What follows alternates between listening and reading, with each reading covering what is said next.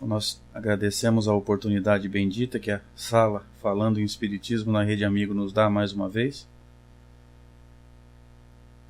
Agradecemos ao Beto, que nos possibilitou estar aqui na noite de hoje, porque quando ele percebeu que ele tinha compromisso, ele tinha uma palestra, ele nos deu a oportunidade, ele lembrou da gente, nos ofereceu a chance de estarmos entre vocês, trabalhando, oferecendo um pouquinho que nós sabemos. Agradecer aos espíritos amigos que nos envolvem nesse momento, agradecer aos presentes, mandar um abraço para todos vocês que estão na sala, para os amigos que estão nos ouvindo pela web rádio Nova Fraternidade de Maceió, que estão nos ouvindo pela primeira página da Rede Amigo Espírita, e que o nosso estudo seja proveitoso, que a gente consiga entender a parte que nos é dado hoje estudar desse livro, dessa obra magnífica chamada A Caminho da Luz. No estudo anterior, nós tivemos a oportunidade de comentar mais ou menos até o final do capítulo 2, quando a gente comentou sobre os primeiros habitantes da Terra, sobre o princípio inteligente que nasce das mãos de Deus e vai passando pelos reinos da biologia da Terra até a sua chegada à fase humana. Naquele processo de evolução e de crescimento, descrito com extrema beleza e extrema sabedoria pelo instrutor André Luiz no livro Evolução em Dois Mundos. Hoje nós vamos começar a comentar com vocês a partir do momento em que o princípio inteligente chega à fase humana, passando pelo reino mineral, pelo reino vegetal, pelo reino animal e chegando à fase humana. E Emmanuel nos diz que os antropóides das cavernas espalharam-se então aos grupos pela superfície do globo no curso vagaroso dos séculos, sofrendo as influências do meio e formando os pródromos das raças futuras em seus tipos diversificados. Então, aquilo que Emmanuel está chamando de antropóides das cavernas, aqueles homens de corpo físico e biológico bem rudimentar, eles foram se espalhando por toda a superfície do globo, formando as duas raças que já se encontravam na Terra quando os exilados de Capela aqui chegaram. E sofrendo as influências do meio, por exemplo, clima, a alimentação que determinada região oferecia ou não, essas influências do meio ajudaram a formar os pródromos, as bases das raças futuras nos mais diferentes tipos que nós encontramos na Terra. E Emmanuel continua: a realidade, porém, é que as entidades espirituais auxiliaram o homem do sílex, imprimindo-lhes novas expressões biológicas. A partir daqui, Emmanuel vai falar para a gente sobre as experiências biológicas que foram feitas nesses homens rudimentares, a nível perispiritual, dos seres que iam reencarnando, para poder, biologicamente, a raça humana dar um salto evolutivo, uma melhora física bastante acentuada num espaço de tempo pequeno, para que os corpos melhorassem e os exilados de Capela, que iriam chegar à Terra um pouco mais à frente, nós vamos comentar sobre isso, tivessem um corpo um pouco mais adequado para encarnar e para desenvolver as potencialidades que eles traziam de Capela. E Emmanuel vai nos falar agora. Extraordinárias experiências foram realizadas pelos mensageiros do invisível. As pesquisas recentes da ciência sobre o tipo de Neandertal, reconhecendo nele uma espécie de homem bestializado, e outras descobertas interessantes da paleontologia quanto ao homem fóssil, são um atestado dos experimentos biológicos a que procederam os prepostos de Jesus, até fixarem no primata os característicos apropriados do homem futuro. Então essas experiências, diz Emmanuel aqui, extraordinárias, foram realizadas pelos homens de confiança de Jesus nesses seres que vinham nascendo. A nível perispiritual, antes da encarnação, antes da ligação com o corpo, cirurgias foram feitas no perispírito desses espíritos, para que, quando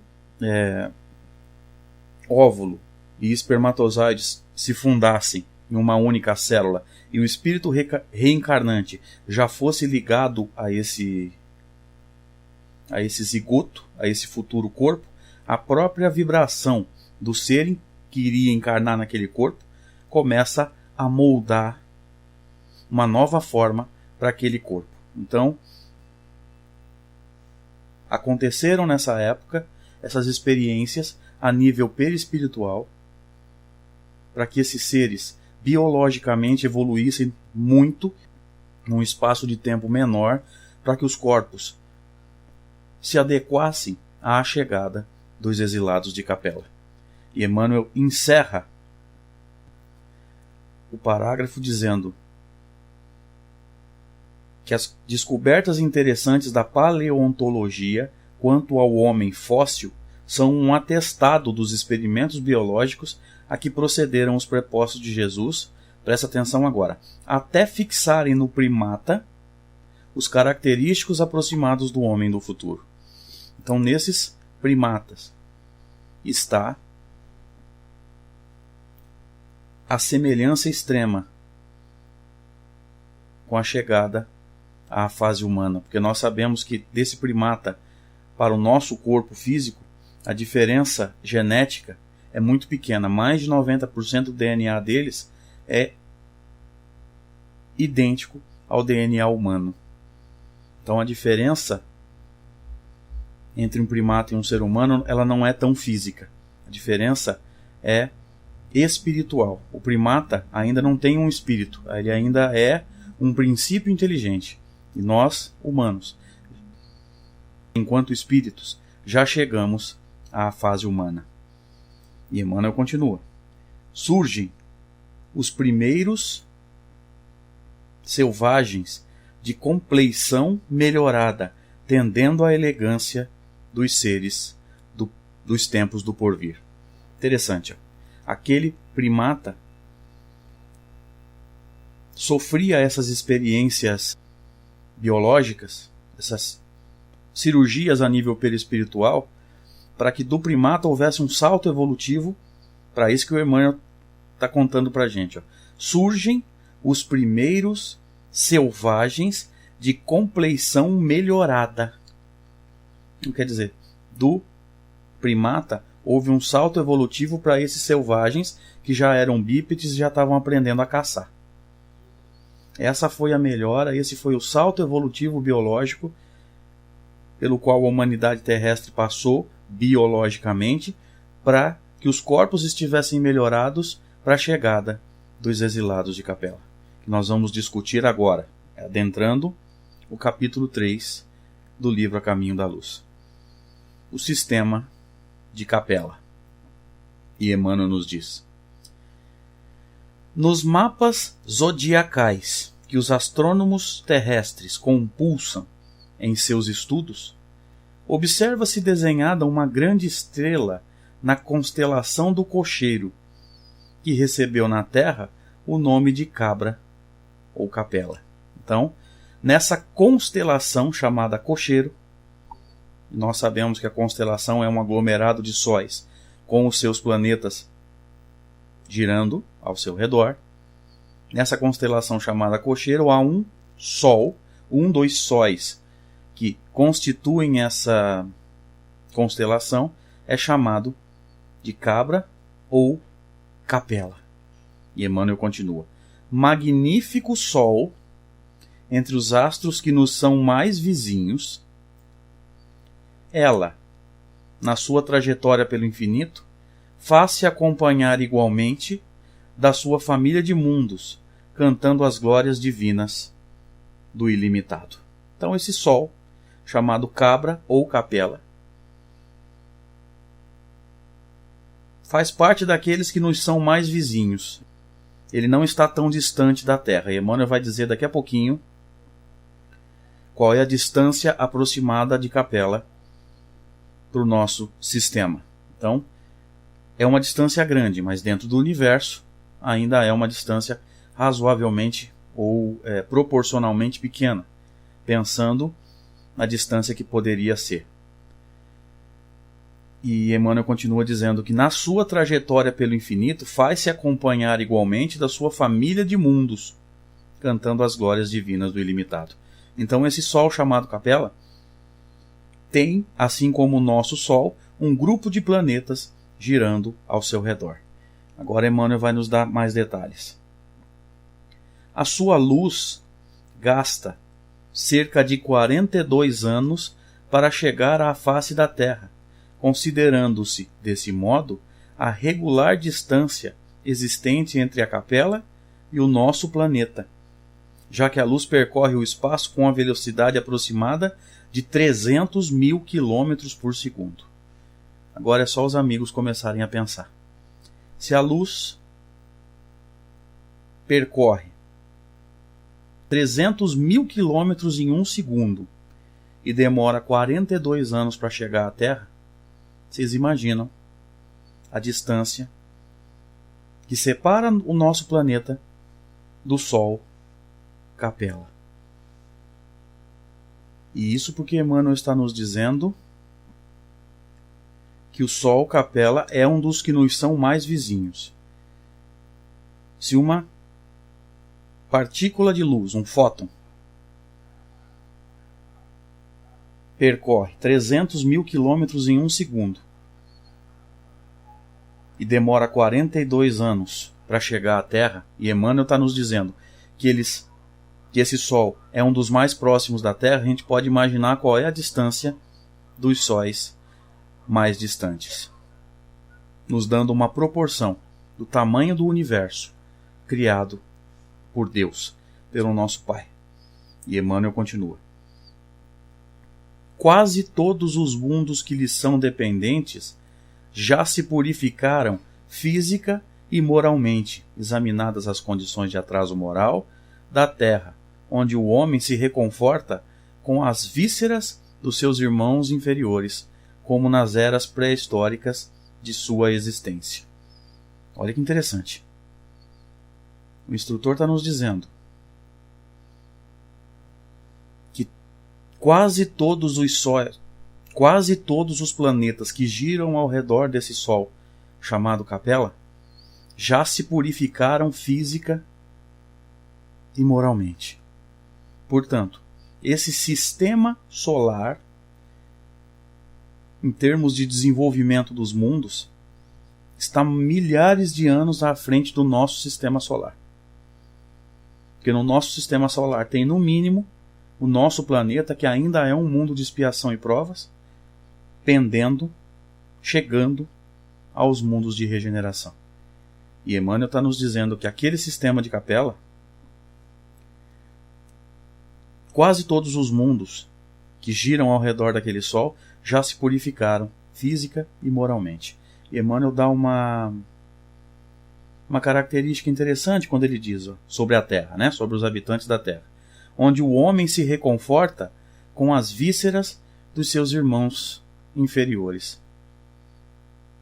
É esse hábito bastante indesejável que nós ainda temos de nos alimentarmos de carne.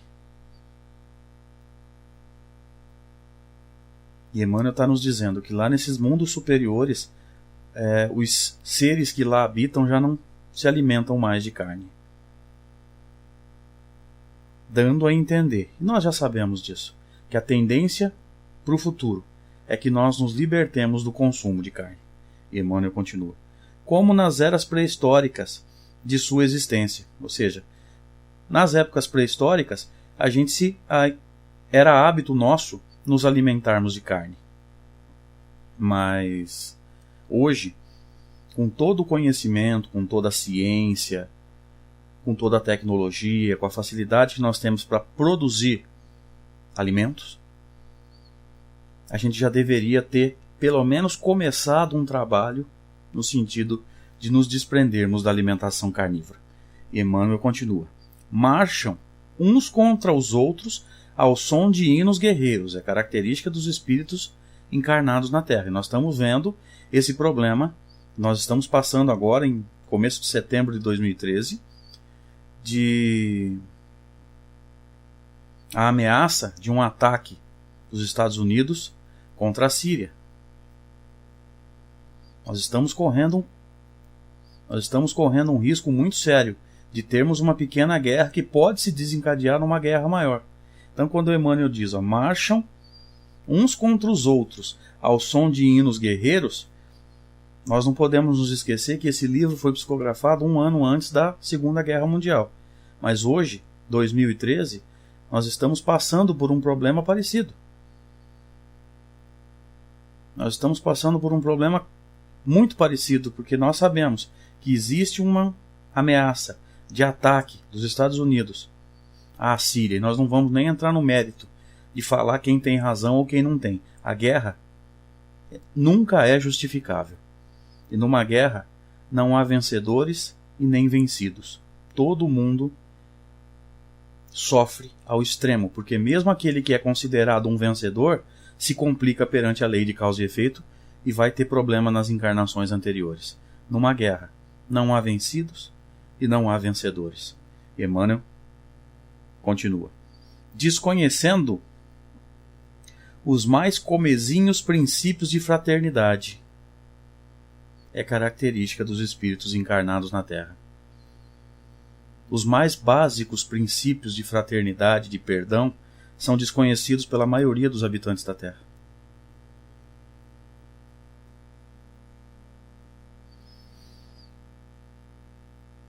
E Emmanuel encerra o parágrafo dizendo: e pouco realizando em favor da extinção do egoísmo, da vaidade, do seu infeliz orgulho. Nós gastamos bilhões de reais, ou de dólares, ou de euros, enfim, para chegar à Lua, para enviar sondas para outros planetas, na construção de artefatos tecnológicos, mas pouco nos esforçamos na nossa melhora moral, na extinção do egoísmo, da vaidade, do seu infeliz orgulho. Mais uma vez, Emmanuel nos lembra aqui, ainda que de forma indireta, da questão 785 de O Livro dos Espíritos, quando a espiritualidade maior recebe do codificador a seguinte pergunta: qual o maior obstáculo ao progresso? E o Espírito de Verdade responde: o orgulho e o egoísmo. Nós dedicamos muito do nosso tempo, muito do nosso esforço e muito do nosso recurso, assim, a nível financeiro, para a tecnologia, para a ciência, mas sem o crescimento moral muitas vezes. Nós estamos usando esses conhecimentos tecnológicos, científicos, até para fazer o mal. O próximo subitem, ou subtítulo, fala para a gente: um mundo em transições. E Emmanuel nos diz: há muitos milênios, vamos prestar bem atenção nessa informação aqui, gente. Há muitos milênios, um dos orbes da capela, que guarda muitas afinidades com o globo terrestre, atingira a culminância de um dos seus extraordinários ciclos evolutivos. Eu vou pedir aos amigos que prestem muita atenção nesse trecho, porque esse parágrafo ele é altamente revelador. Olha o que Emmanuel está dizendo. Há muitos milênios, um dos orbes da capela, um dos orbes, um dos planetas que giram ao redor do Sol. Porque a gente ouve muito sobre isso. Os exilados da capela. Capela é um sol e nós não podemos viver em sol. Na verdade, nós somos exilados de um dos orbes, de um dos planetas que giram em torno do Sol chamado capela. E nenhum de nós viveu ou caiu, em termos de degredo, de um sol. Os exilados viviam em um dos mundos que giram ao redor de Capela. E nós precisamos ter isso muito claro. Mas olha que interessante que Emmanuel fala agora. Que guarda muitas afinidades com o globo terrestre. Olha que interessante. Quais são as características daquele mundo que gira em torno de um sol chamado Capela e que exilou os espíritos rebeldes à lei de Deus? Ele é muito parecido com a Terra.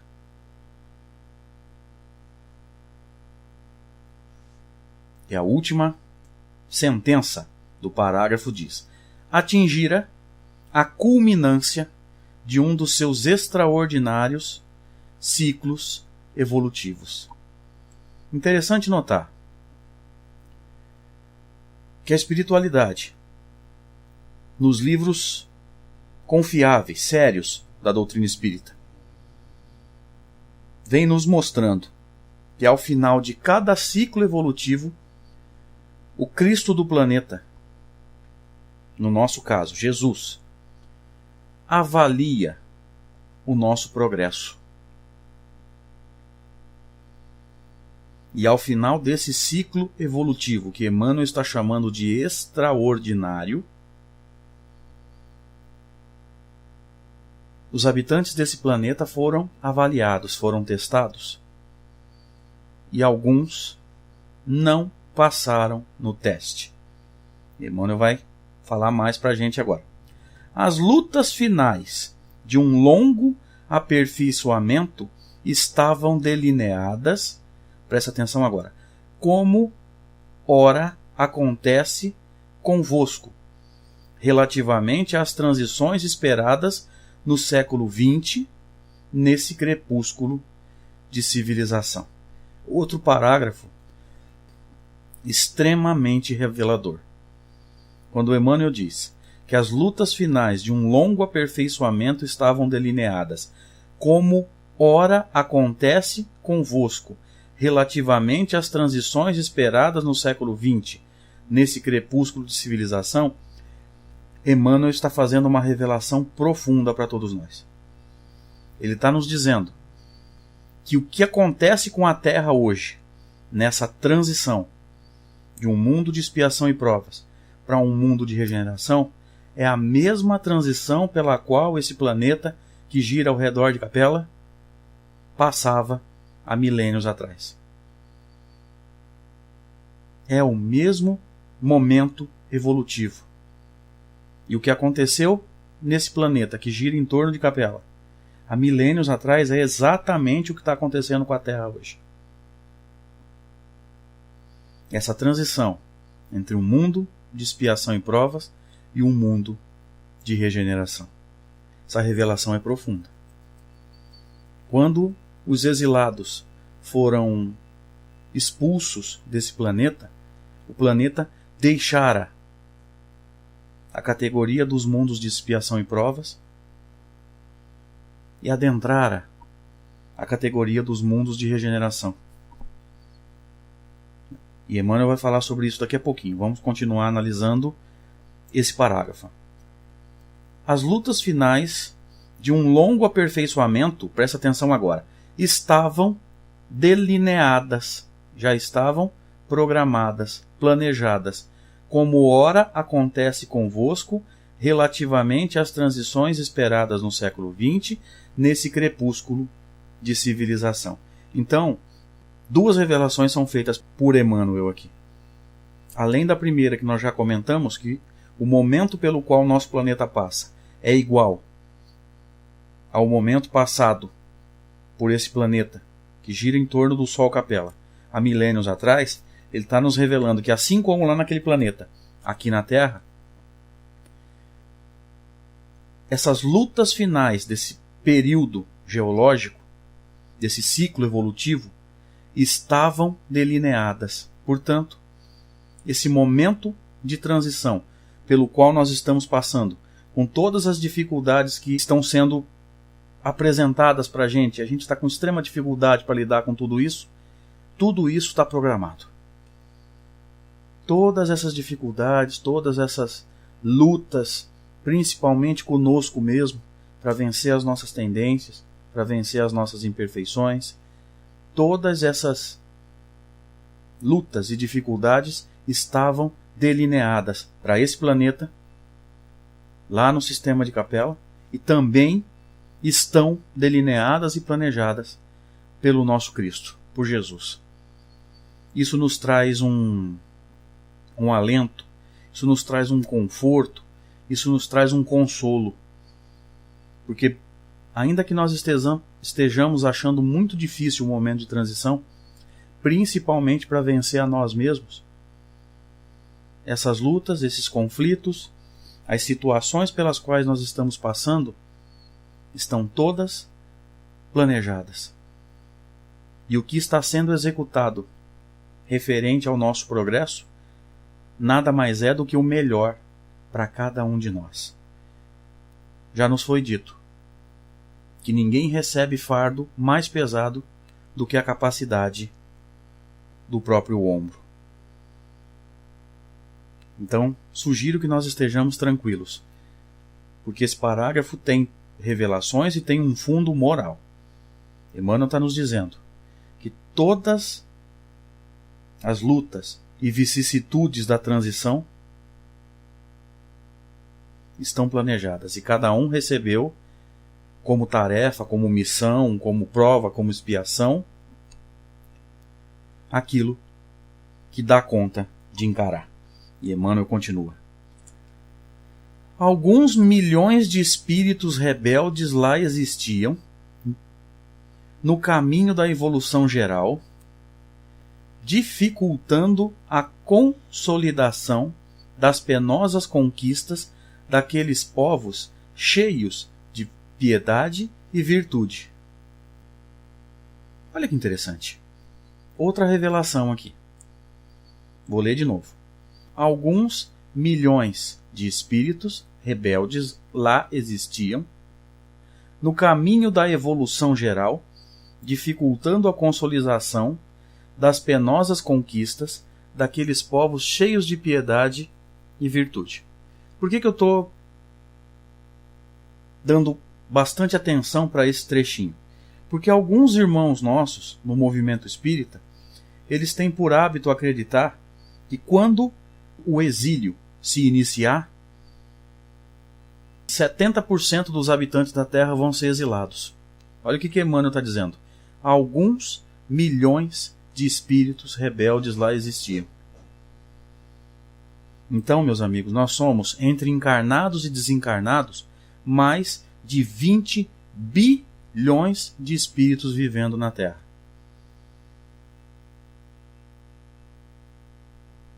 Alguns milhões, em termos de número, não vai fazer muita diferença para nós, não. Dando a entender para a gente que aqueles que vão ser exilados são as lideranças do mal. São aqueles que têm o mal muito arraigado no seu coração e eles não conseguem ou não querem se melhorar. Mas o interessante é notar que alguns milhões de espíritos caíram de Capela para cá. E tem irmãos nossos no movimento espírita achando que 70% do planeta vai ser exilado. Não é bem assim. O exílio é uma medida extrema. O exílio é uma medida tomada pelos Cristos de cada planeta, no nosso caso, Jesus, com lágrimas nos olhos. É uma medida extrema. E Jesus não gostaria de perder nenhuma das ovelhas que lhe foi confiada pelo Pai. Emmanuel está nos dizendo que apenas alguns milhões de espíritos foram exilados de Capela para cá. E quando ele disse que esse mundo, que gira em torno de um sol chamado Capela, tem muitas afinidades com a Terra, ele está nos revelando também que o número de exilados da Terra deve ser mais ou menos esse também.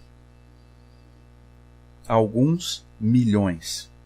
Então, vamos dizer que 100 milhões de espíritos estejam aí arraigados no mal, sejam as lideranças do mal e sejam exilados. 100 milhões de espíritos, perto de quase 20 bilhões de espíritos que vivem na Terra. Gente, isso não é nada. Essa revelação de Emmanuel é muito profunda. Agora ele vai falar para a gente o que aconteceu com esses espíritos que dificultavam a consolidação do bem no coração daquele mundo próximo de Capela. Mas uma ação de saneamento geral os alijaria daquela humanidade que fizera jus à concórdia perpétua para a edificação de seus elevados trabalhos. Então houve uma ação deliberada pelo Cristo do planeta, juntamente com os outros Cristos do sistema solar, que Emmanuel está chamando uma ação de saneamento geral. Aqueles espíritos que não têm afinidade com o mundo de regeneração, que não têm condições de habitar um mundo de regeneração, porque eles estão atrapalhando o progresso, as lideranças do mal são expulsos do planeta e caem para um mundo primitivo. O mestre Crion está perguntando aqui, milhões ou uns 4 bilhões? Mestre Emmanuel está dizendo para a gente que existe muita afinidade entre esse planeta, que gira em torno de Capela, e a Terra. E o número de exilados de lá para cá foi alguns milhões. Então ele está dando a entender que é mais ou menos isso que vai ser exilado daqui também. Alguns milhões. Porque a gente vai estudando, vai lendo e vai percebendo, gente, que o exílio é uma medida extrema. Jesus não quer exilar 70%, 2/3, 1/3. O exílio é um regime de exceção. É para aqueles que não querem aprender. Ele está perguntando, minha dúvida é, então de onde veio proliferar tanta gente ruim na casa dos bilhões? Aí é o problema do momento de transição, porque nós sabemos que as zonas umbralinas estão sendo esvaziadas e espíritos que estavam lá milênios sem reencarnar estão tendo a última oportunidade de crescer. Então a gente percebe aí que final dos anos 60, começo dos anos 70 para cá, houve uma encarnação em massa de espíritos umbralinos.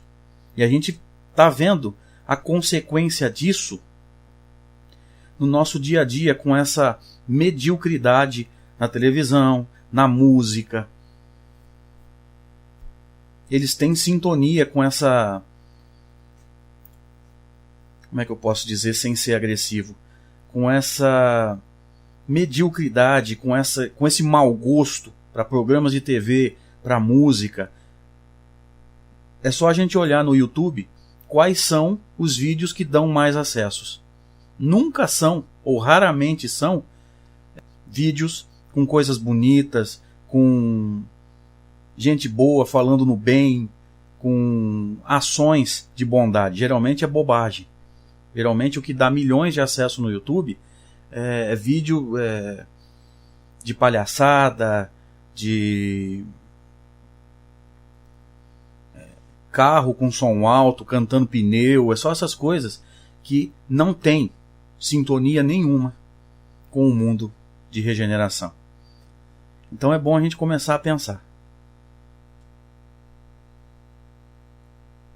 O número de exilados não é tão grande quanto a gente imagina. É só alguns milhões. E quando o mestre falou em gente ruim na casa dos bilhões, na verdade, a gente está desconsiderando uma informação importante. Se a gente for ver direitinho, não tem bilhões de pessoas ruins. Nós temos muita gente influenciável que está seguindo influências erradas. Seja essa influência encarnada ou desencarnada. Se a gente pensar que os espíritos verdadeiramente maus vão ser exilados, não vai sobrar na Terra influências ruins. Então, a grande maioria desses espíritos que vivem na Terra vai ter uma segunda chance, porque não tendo a influência ruim, eles só vão ter boas influências para seguir. E aí eles vão ter uma chance de se reabilitar. Esse é o mundo de regeneração. Mas nós não podemos pensar que bilhões de espíritos vão ser exilados. A gente vai estudando e vai percebendo que o exílio ele é um regime de exceção. Que os cristos de cada planeta, no caso o nosso, Jesus, não quer exilar ninguém. Ele esperava recuperar essa ovelha. Mas o nosso livre-arbítrio tem que ser respeitado. E às vezes, pelo livre-arbítrio e pela nossa ignorância, a gente prefere ficar girando em torno de coisas erradas. É aí que está a diferença. Emmanuel nos diz, voltando para o livro A Caminho da Luz. As grandes comunidades espirituais, diretoras do cosmos, do universo, deliberam então localizar aquelas entidades que se tornaram pertinazes no crime aqui na Terra longínqua, onde aprenderiam a realizar, na dor e nos trabalhos penosos do seu ambiente, as grandes conquistas do coração, impulsionando simultaneamente o progresso dos seus irmãos inferiores. Outro parágrafo, outra frase extremamente reveladora. Emmanuel nos diz: as grandes comunidades espirituais, diretoras do cosmos, decidem, então, localizar aquelas entidades, presta atenção agora, ó, que se tornaram pertinazes no crime. Então são aqueles que cometem crime e gostam de cometer crimes. Vamos colocar numa outra figura. São aqueles que desviaram do caminho reto e gostaram do desvio, preferem o desvio do que o caminho reto.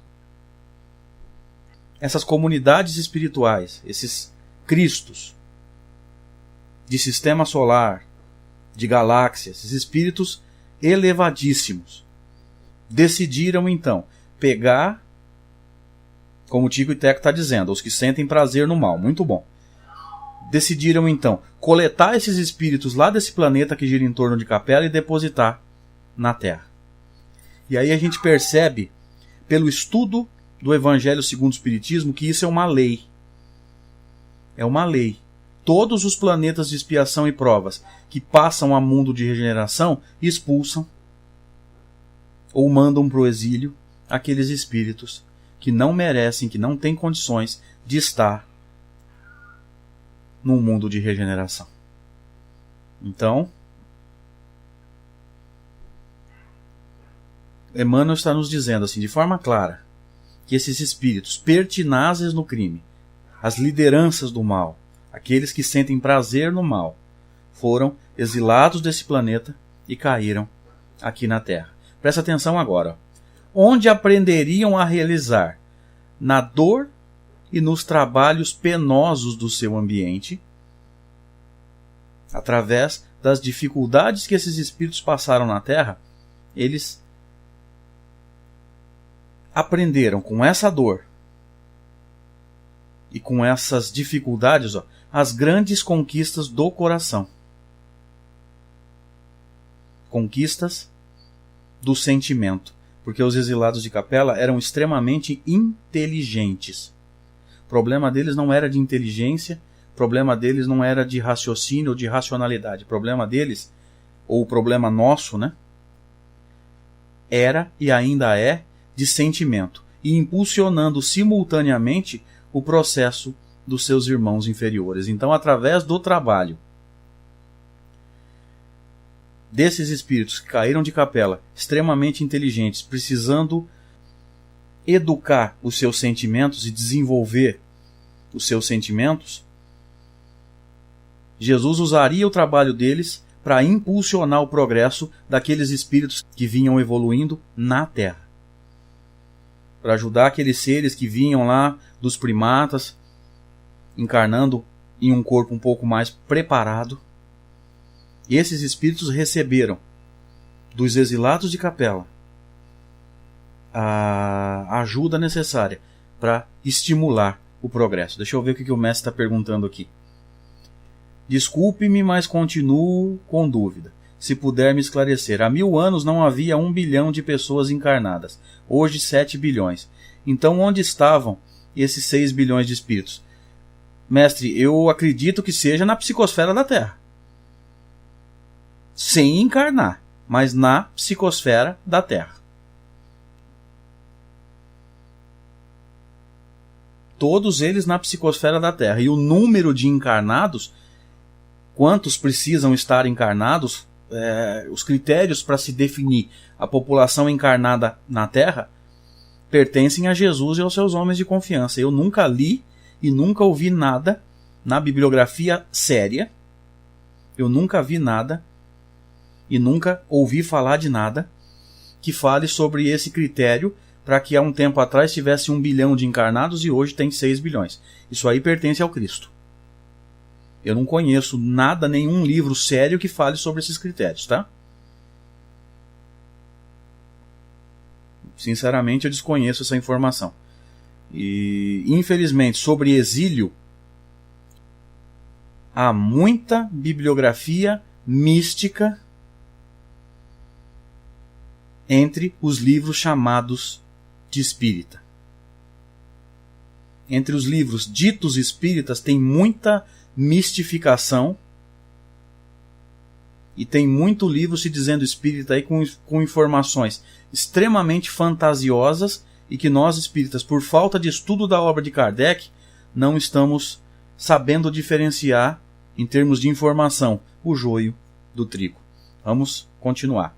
Emmanuel passa então para um próximo subtítulo: Espíritos exilados na Terra. E Emmanuel nos diz: foi assim que Jesus recebeu, à luz do seu reino de amor e justiça, aquela turba de seres sofredores e infelizes.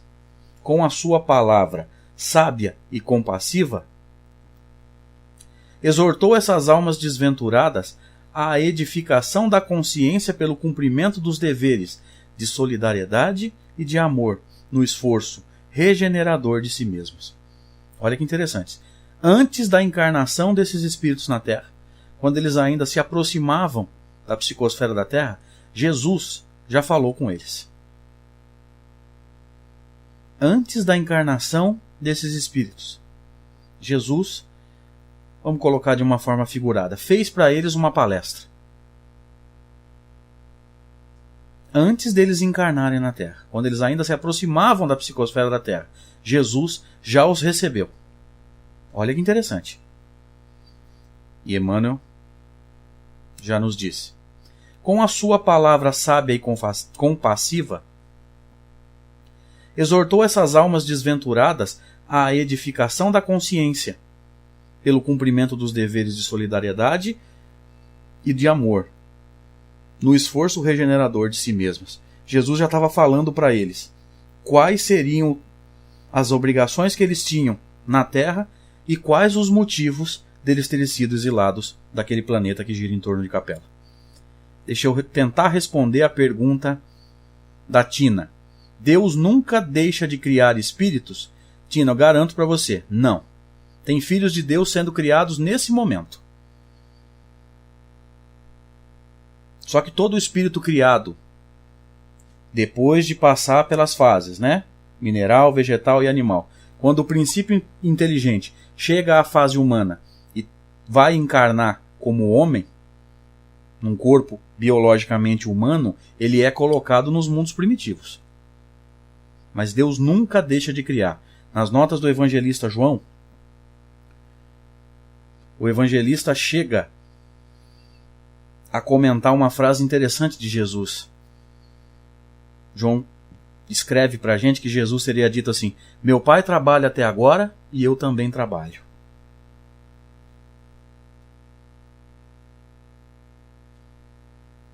Por quê e para crer? Só para evoluir? O objetivo é esse. O objetivo é que cada um de nós chegue à perfeição e assuma a sua tarefa dentro da obra de Deus. Então, quanto mais evoluídos nós formos, mais responsabilidades e mais condições de trabalhar a nível mais alto nós vamos ter, Tina. É por isso que André Luiz chega a falar no livro Evolução em Dois Mundos da cocriação em plano maior, que é a dos Cristos, dos espíritos puros, e a cocriação em plano menor, que é a nossa. Cada um de nós tem a sua parcela na obra da criação de Deus. E filhos de Deus são criados a todo momento. São criados enquanto princípio inteligente, simples e ignorante, para passar por todas as fases que eu citei para vocês e lá na frente chegar à fase humana. Mestre Crion está dizendo, outra dúvida. Se os espíritos saem de Deus, onde eles, nós na essência, já não somos perfeitos? Não, nós somos perfectíveis. Nós somos criados simples e ignorância com condições de evoluir para chegar à perfeição. Nós não somos criados perfeitos, nós somos criados perfectíveis. Isso aí está na lei do progresso, na terceira parte do Livro dos Espíritos, tá? Vamos lá. Espíritos exilados na Terra.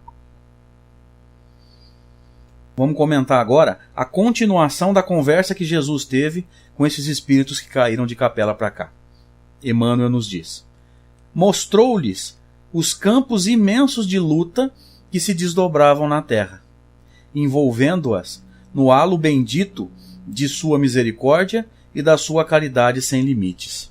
Olha Jesus fazendo a palestra, tendo essa conversa com os exilados que estavam chegando e mostrando para eles o quanto seria difícil viver na Terra, o quanto eles tinham que evoluir para poder suportar a situação espiritual do planeta, que ainda era bastante atrasada. Então, Emmanuel nos diz, mostrou-lhes os campos imensos de luta que se desdobravam na Terra, o quanto eles teriam que suportar firmemente a situação do planeta, que era um planeta primitivo, com extrema dificuldade ainda, naquele desenvolvimento lento, né, o passo de formiga. E Emmanuel continua: abençoou-lhes as lágrimas santificadoras, fazendo-lhes sentir os sagrados triunfos do futuro e prometendo-lhes a sua colaboração cotidiana, e presta atenção agora, a sua vinda no porvir. Revelação. Quando Emmanuel nos diz que Jesus promete aos exilados a sua vinda no porvir, ele está revelando para a gente que quando os exilados encarnaram, eles sabiam da encarnação de Jesus. Eles sabiam que mais à frente o Cristo encarnaria. Isso explica por que os profetas de Israel tinham tantas intuições, tantas inspirações e tantas profecias a respeito de Jesus. Isso explica por que os Mahatmas na Índia, que os filósofos na Grécia profetizavam a encarnação de um ser superior. Jesus conversa com esses exilados antes da chegada deles na Terra. Olha que interessante. Abençoou-lhes as lágrimas santificadoras, porque esses espíritos, quando foram exilados, deixaram lá no sistema de capela almas afins. Mulher, filho ou esposo, entes queridos. Todos esses espíritos foram exilados sozinhos. E os familiares que não foram exilados ficaram. Isso parte o coração dos exilados. Então Jesus abençoa essas lágrimas, fazendo-lhes sentir os sagrados triunfos do porvir, do futuro. Olha que interessante. É Jesus dizendo, se vocês trabalharem direitinho, vai dar tudo certo. Prometendo-lhes a sua colaboração cotidiana. É Jesus dizendo, eu vou estar sempre enviando os missionários. Eu vou estar sempre enviando espíritos elevados que vão encarnar entre vocês para preparar a minha vinda. Para ensinar para vocês doutrinas muito parecidas com o Evangelho. Para que quando eu encarnar e pregar o Evangelho, vocês já não vão ter tanta dificuldade. E Emmanuel encerra a frase dizendo, e a sua vinda no porvir. Jesus promete a esses espíritos a sua encarnação. E é por isso que os profetas tinham uma noção muito profunda, os profetas hebreus, no caso, sobre a encarnação de Jesus. Vamos lá. 4 grandes povos. Já caminhando para o final. As raças adâmicas guardavam vaga lembrança da sua situação pregressa, tecendo o hino sagrado das reminiscências. Olha que interessante. As tradições do paraíso perdido passaram de gerações em gerações, até que ficassem arquivadas nas páginas da Bíblia. Olha que interessante. Todas as civilizações antigas têm registros nas suas tradições sobre um paraíso perdido. Então elas foram passando de povo em povo, de geração em geração, até que chegassem às páginas da Bíblia. E o paraíso perdido, lá de Adão e Eva, nada mais é do que uma descrição simbólica da queda dos capelinos. Quem quiser entender toda essa simbologia, dá uma olhada no livro A Gênese, de Kardec, onde o codificador explica para a gente toda a simbologia da árvore, fruto proibido, do paraíso perdido. Kardec explica com extrema sabedoria toda a simbologia do paraíso perdido, que nada mais é do que um registro simbólico da queda dos capelinos. E Emmanuel continua: aqueles seres decaídos e degradados, à maneira de suas vidas passadas no mundo distante da capela, com o transcurso dos anos, reuniram-se em 4 grandes grupos que se fixaram depois nos povos mais antigos. Presta atenção agora. Obedecendo às afinidades sentimentais e linguísticas que os associavam na constelação do cocheiro. Olha que interessante. Eles saíram de capela com afinidades sentimentais e linguísticas. Quando eles chegaram aqui, eles não eram 4 grandes povos, eles eram uma massa de exilados. E aqui eles começaram a se juntar de acordo com essas afinidades sentimentais e linguísticas. E por causa dessas afinidades sentimentais e linguísticas, eles formaram 4 grandes povos. E Emmanuel encerra o parágrafo dizendo: unidos novamente na esteira do tempo, formaram desse modo o grupo dos Árias, 1. A civilização do Egito, 2. O povo de Israel, 3. E as castas da Índia, 4. Olha que interessante. Por causa dessas afinidades sentimentais e linguísticas, eles formaram 4 grandes povos. O povo de Israel, a civilização do Egito, as castas da Índia. Aí Emmanuel vai dizer, quando ele fala sobre o povo hindu, que são as castas da Índia, que o povo hindu se dividiu em 2. Os espíritos menos atrasados, mais resignados, ficaram na Índia, ao redor do rio Ganges, que é para eles um rio sagrado. Mas os espíritos mais complicados, revoltados com as condições do exílio, não ficaram na Índia. Eles peregrinaram até chegar onde hoje é a Europa. Daí o 4º povo ou a 4ª raça, a raça indo-europeia, hindus que migraram para a Europa. São os 4 grandes povos. Falando um pouquinho sobre as religiões do passado, Emmanuel nos fala das revelações gradativas. E ele nos diz: até a palavra simples e pura do Cristo, a humanidade terrestre viveu etapas gradativas de conhecimento e de possibilidades na senda das revelações espirituais. Emmanuel está revelando para a gente a extrema bondade de nosso Senhor Jesus Cristo, revelando de forma gradativa os conceitos espirituais, de acordo com a nossa capacidade de entendimento. Porque falar numa linguagem muito superior a nível religioso seria como pegar uma criança de primeiro ano e passar a ela na aula conteúdos do terceiro ano do ensino médio. Ela não está madura para entender, e isso vai mais atrapalhar do que ajudar. Então Emmanuel está dizendo para a gente que as revelações sempre foram gradativas e de acordo com a nossa capacidade de entendimento. Interessantíssimo isso aqui. Emmanuel continua.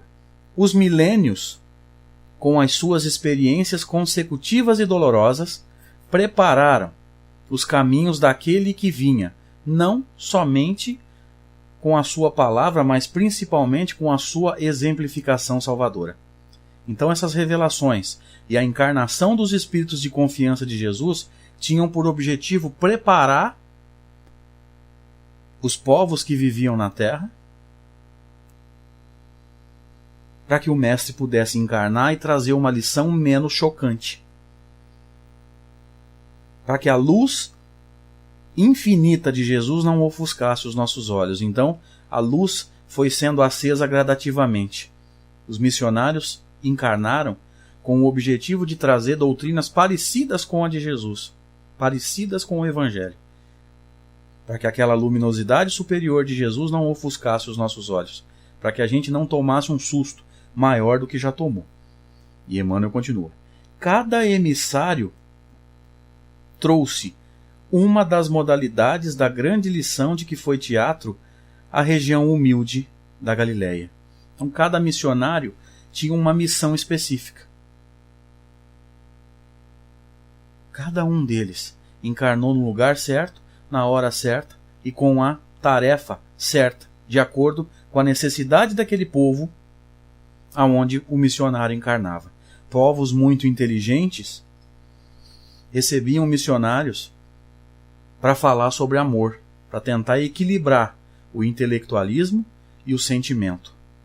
Emmanuel chega a dizer no livro O Consolador, em uma das respostas, que o intelectualismo é uma das situações mais complicadas para o nosso progresso. E a gente tenta entender tudo pela lógica. Só que na nossa imaturidade, a gente está separando a lógica do sentimento. Vamos dar um exemplo. Se nós separarmos a filosofia espírita do sentimento, nós vamos olhar para uma pessoa sofrendo e vamos virar as costas falando assim, ó, é a lei de causa e efeito. Deixa sofrer porque foi ele que plantou. Basta que nós separemos filosofia espírita do sentimento para a gente virar as costas para qualquer pessoa que está sofrendo, dizendo que ela tem que sofrer porque ela tem que colher o que ela plantou. E não é isso que a doutrina espírita ensina para a gente, não é isso que o Evangelho nos traz. Por mais que a pessoa tenha plantado o sofrimento dela, nós temos que ajudar. Esquece a lei de causa e efeito e vamos ver o que pode ser feito para a gente ajudar essas pessoas. Com paixão, a gente aprende. Tudo se aprende. Desde que a gente abra o coração. E é interessante a gente aprender a ter compaixão logo, vamos dizer assim.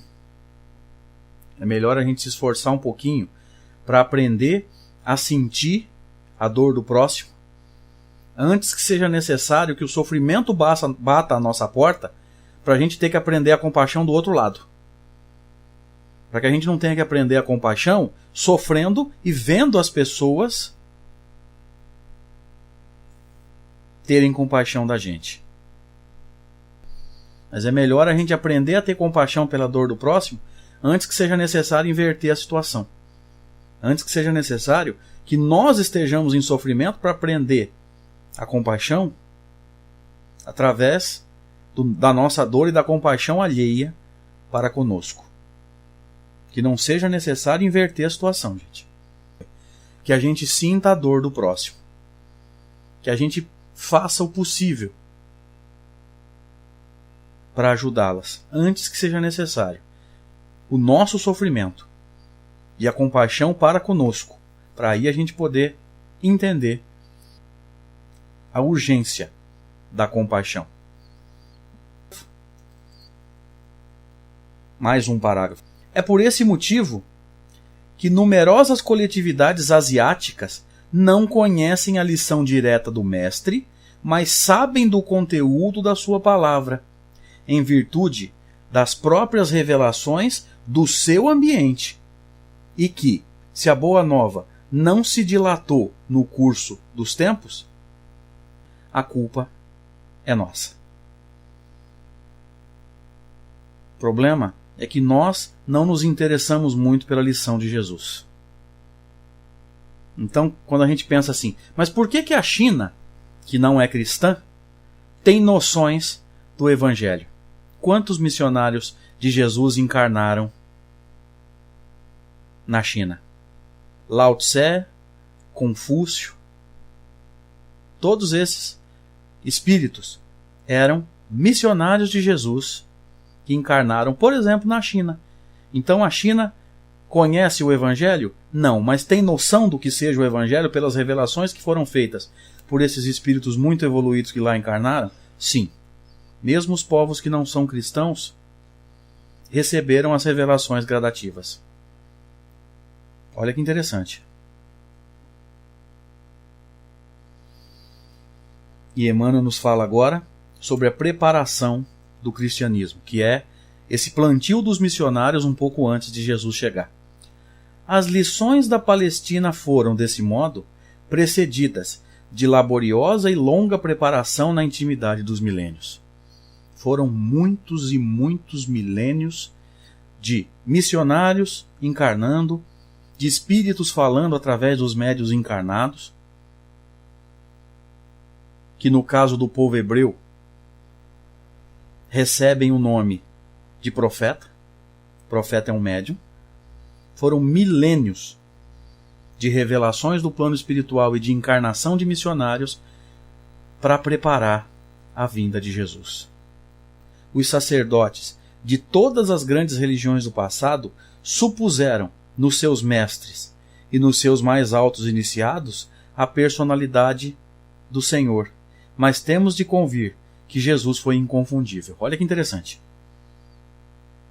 Os sacerdotes de todas as religiões, quando olhavam para os seres mais evoluídos que estavam encarnados entre eles, acharam que o próprio Cristo estava encarnado.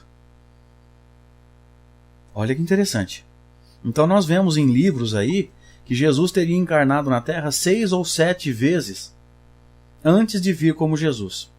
Emmanuel está explicando essa confusão para a gente. Emmanuel está dizendo para a gente que os altos sacerdotes de todas as grandes religiões do passado olhavam para os espíritos superiores e achavam que era o próprio Cristo. Emmanuel já está explicando para a gente de onde foi que surgiu a confusão. Mais um parágrafo. Quando ele nos diz que Jesus é inconfundível, ele continua. A luz significativa da história, observamos muitas vezes nos seus auxiliares ou instrumentos humanos as características das vulgaridades terrestres. Olha que interessante.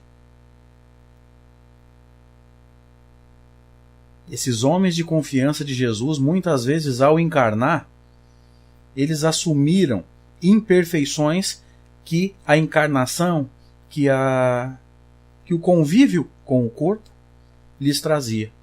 Por isso que nos é dito na Revista Espírita de 1868 que os únicos seres isentos de queda, mesmo na encarnação, são os Cristos. Os espíritos puros, quando encarnados, correm o risco de falhar. É muito interessante isso que Emmanuel está dizendo aqui e bate com perfeição com o que nos foi dito na Revista Espírita. Muitos dos missionários de Jesus que encarnaram assumiram características das vulgaridades terrestres. Poder, dinheiro. Chegaram aqui, se sentiram tentados pela psicosfera do planeta, o peso do corpo físico, vibratoriamente falando, e caíram. Emmanuel vai dar mais características agora. Alguns foram ditadores de consciência, enérgicos e ferozes no sentido de manter e fomentar a fé. Então, quando era a hora de incentivar e tentar manter a fé das pessoas, eles foram ditadores, foram duros, foram até injustos algumas vezes. Outros, traídos em suas forças e desprezando os compromissos sagrados com o Salvador, longe de serem instrumentos do Divino Mestre, abusaram da própria liberdade, dando ouvido às forças subversivas da Terra, prejudicando a harmonia geral. Emmanuel está dizendo para a gente que muitos homens de confiança do Cristo encarnaram em missão, mas não deram conta. Caíram. Porque o corpo físico pesa. E porque a psicosfera da Terra, ela nos tenta, de uma forma, por ser um mundo de expiação e provas, que se nós não tivermos uma potência moral muito grande, o risco de queda é imenso. E um último parágrafo agora para encerrar. O Cristo inconfundível.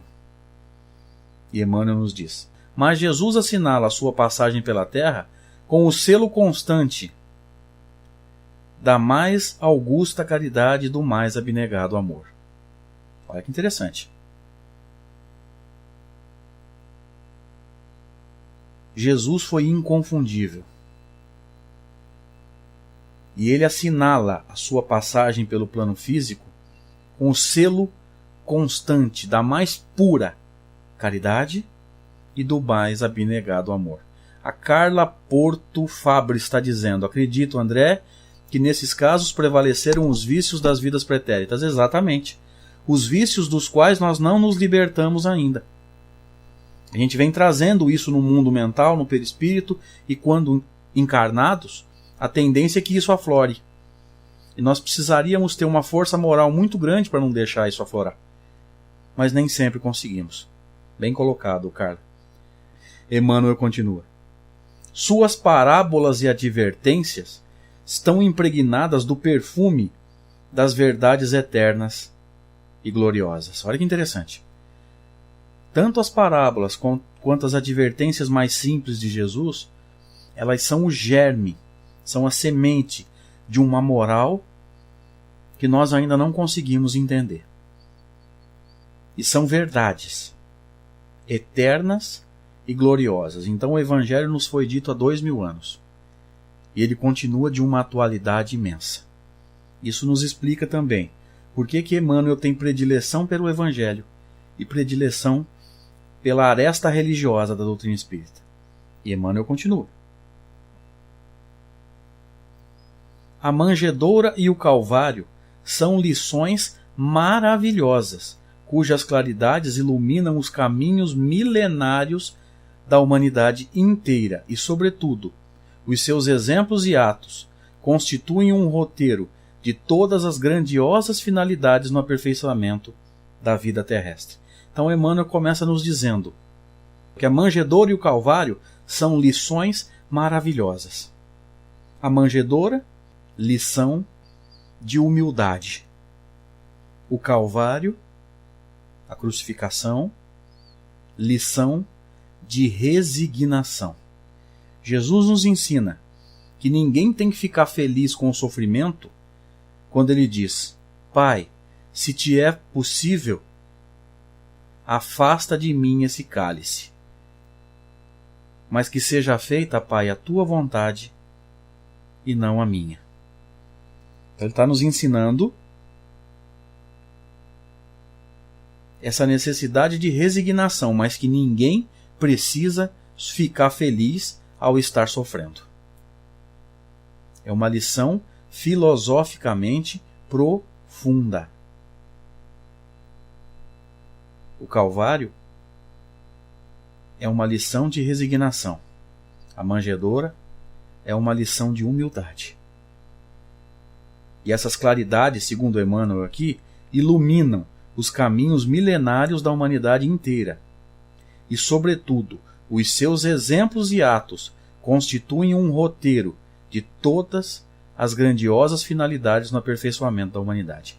A paz que Jesus transmitiu, o amor que Jesus transmitiu, são para nós um roteiro de crescimento. É nessa direção que nós temos que caminhar. Justamente por isso.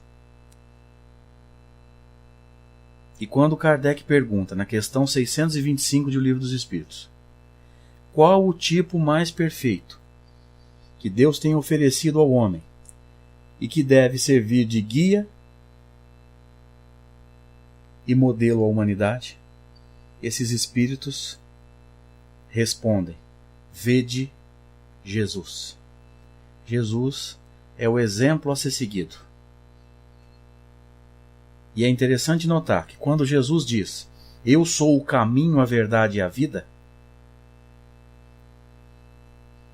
estudando um pouquinho da tradição do judaísmo, a palavra caminho está ligado à conduta. Então, quando Jesus diz eu sou o caminho, dentro desse contexto do judaísmo, ele está dizendo: eu sou a conduta exemplar à qual vocês devem se adequar. Jesus é o único ser na psicosfera da Terra que tem moral suficiente para dizer: eu sou o caminho, a verdade e a vida. Qualquer outro que nos disser isso, meus irmãos, está pisando na bola, está inventando moda e está mostrando em si mesmo virtudes que certamente não tem. Vamos pensar nisso. Jesus é o único ser na psicosfera desse planeta que pode dizer: vinde a mim, todos vós, cansados e sobrecarregados, eu vos aliviarei. Tomai sobre vós meu jugo, aprendei de mim, sou manso e humilde de coração, e acharei descanso para as vossas almas, porque suave é o meu jugo e leve o meu fardo. Meus amigos, muito obrigado pela oportunidade, pelo carinho, pelas vibrações de vocês, tá? Que Deus abençoe a todos nós, que o nosso coração se encha de paz com esse estudo, ou com os estudos espíritas, e que nós possamos praticar aquilo que Jesus vem nos ensinando há 2000 anos. E que a doutrina espírita reforça há mais de 150 anos.